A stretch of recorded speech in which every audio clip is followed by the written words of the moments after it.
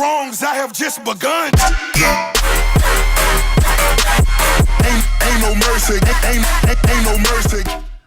Hey guys, today I'm going to do a story time, whatever episode it is. So for this time, I'm gonna do this kid who lived next door. Okay, so first day, he just came over to his grandparents' house and stuff like that.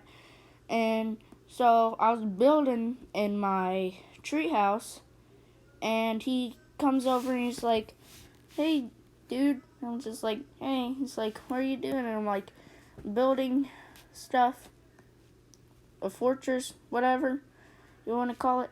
So then he says, "Oh, well, we're going to have to tear that down, you know." And I'm like, "No, we don't have to." He's like, "Oh, okay, whatever." So, yeah, he helps me build a little bit. We build some new stuff and all that kind of stuff. So then the second day, he gets in and boom, he just blows up one of the freaking planks that I built. And I'm like, "Dude, what the crap?" And he's like, "I told you we need to redo it." I'm like, "Why?" And he's like, "So that way we can fix everything." And I'm like, "What? No." He's like, "Okay, your thing." And I put that thing back up. About a couple minutes later, he just knocks it right back down again.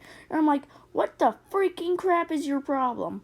And so then he's like, "Well, I told you we need to do all that kind of stuff." So I'm like, "Oh my gosh." So then that night, his sister comes over and all that kind of stuff, and she's practically a butthole, and she's trying to get up and destroy all my stuff. So I'm like, "Oh, heck no, Sucky." So I'm blocking her from getting in. I'm blocking out the slide. She's like, "You better let me up, Sucky." And so I'm just like, "Oh, heck no." So then she pushes and shoves her way in. So then I'm just like, "You better not tear anything up." So she starts tearing stuff up. I slam her fingers up against the freaking piece of wood. And I'm like, "Sucky, why did you have to do that? If you didn't have done that, then none of this would have happened." She's like, and runs back home. Well, then the next day, the kid comes over, and yeah, he starts destroying stuff. I'm like, "Stop," all that kind of stuff. Then the girl comes over, "Did you do that on purpose?" And I'm like, maybe. She's like, "Okay." So then the dude starts tearing down more stuff. I'm like, "Get out." He's like, "What?" And I'm like, "Get out." And he's like, "Okay. I assume you don't want me here." I'm like, "You're right. I get out." She's like, "Okay." He wobbles all the way back over to his house.